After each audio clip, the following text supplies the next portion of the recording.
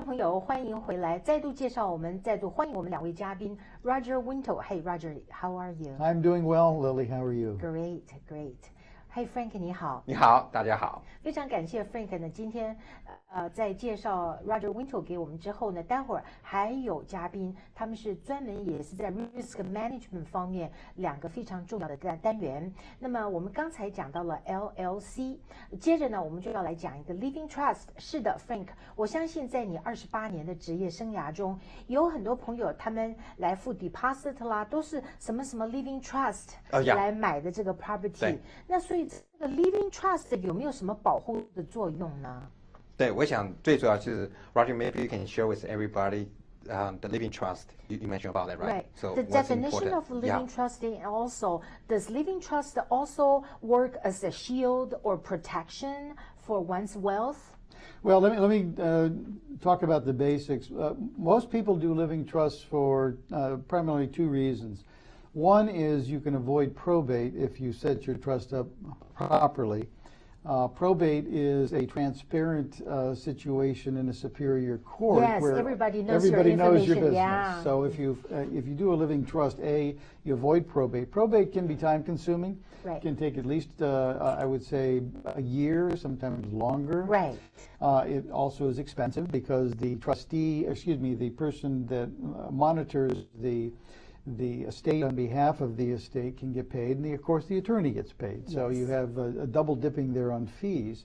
So if you set up a living trust, you avoid all of that. It's a lot easier and smoother to do. But a lot of people think that if you set up a living trust, somehow that living trust gives you liability protection. And it really doesn't. It doesn't. And the reason for that is because you have complete control over those assets. Okay. And so the law is not going to give you any protection if you've got complete control over your own assets. But there are ways around that. I was talking to Frank earlier about an irrevocable trust. Okay. Not a revocable trust, but an irrevocable trust. Right. Now, what you have to do in an irrevocable trust is you actually have to take those assets, put it in that trust, and get an independent third party to manage those trust assets for you. But does that make this person is no longer the owner of whatever it is, the asset? Well, they are the owner, but they're not the person who's going to manage those assets. Who can you assign or appoint it to be the trustee? Well, from a legal standpoint, well, you could appoint your attorney. You could appoint, there are institutional trustees. Yes. Banks used to do it a lot. They don't do as much as they used to. I think they're really doing the really large estates now. Yeah. So they can do it for a fee. But if you do an irrevocable trust, then you've got a certain amount of protection.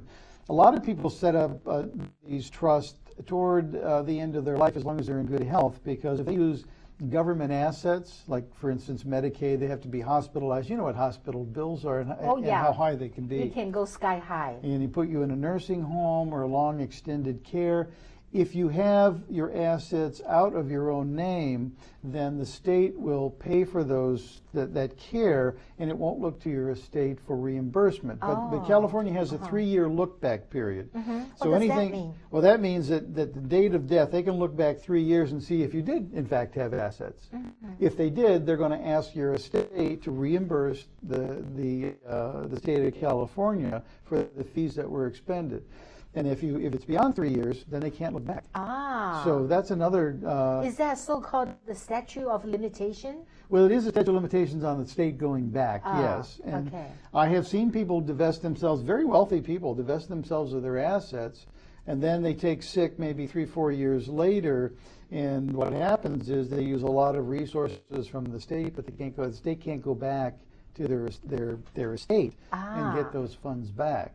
It seems there are so many tricks on. But see, the estate is now pushing to make that 3-year look-back period a 5-year look-back period. Oh, boy. Because they realize they're losing a lot of money. So, and they're not happy about that. So they're trying everything to get their money back. Exactly. No wonder we need attorney and we need good attorney. So 在 Frank 和 Roger 中间呢，他们两位加起来一共有58年的 professional age 了。所以Frank 是专注在 real estate 方面。面，那 Roger 呢就是 real estate law 还有 business law， 所以 between 他们两个呢一定会达到一个很好的金字塔的、很稳固的来保护自己的 asset 还有自己的 equity。对，我想最主要的就是说 Roger 他可以 provide 就是量身定做大家的需要，就是说我觉得就是一个 package deal， 假如说有什么事情可以请教 Roger， 我觉得这真是他是等于是一个 encyclopedia 一个。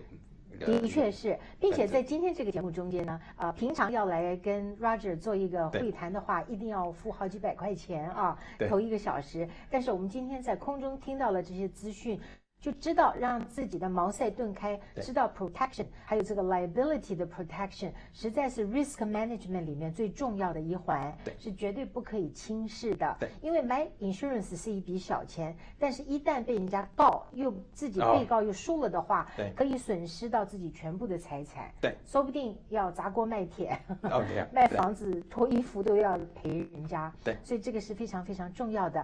Frank， 那我们这一段呢几乎快要做结束了，来介绍一下我们下一场的嘉宾。好，我们现在下一场嘉宾就是专门是做那个 long-term care insurance， 长期护理。对，长期护理非常非常重要。我想大家也要知道一下怎么，就是说在保护自己这样子。就是有一句话就久病无孝子这样，但是说怎么保护自己，这我们有嘉宾是 David 还有跟 Janet 他们一起会来。好的，那 Frank， 我们的节目时间大概还剩下1分钟，我们想要知道在湾区的房地产，像现在2月份的这个时候，听说是买方很多，有的 agent 1小时之内他必须要写3个 offer present 3个 offer， 苦于在市面上都没有足够的 inventory， 是这样子的情况吗？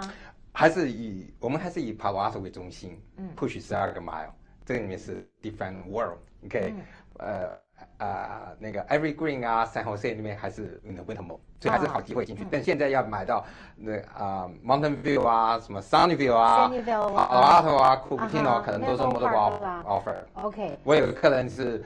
1250尺，这个94万 cash out， 就他下有7万没拿到，就是103万卖掉，12个 offer， 就是上礼拜事情，就是上礼拜的事情。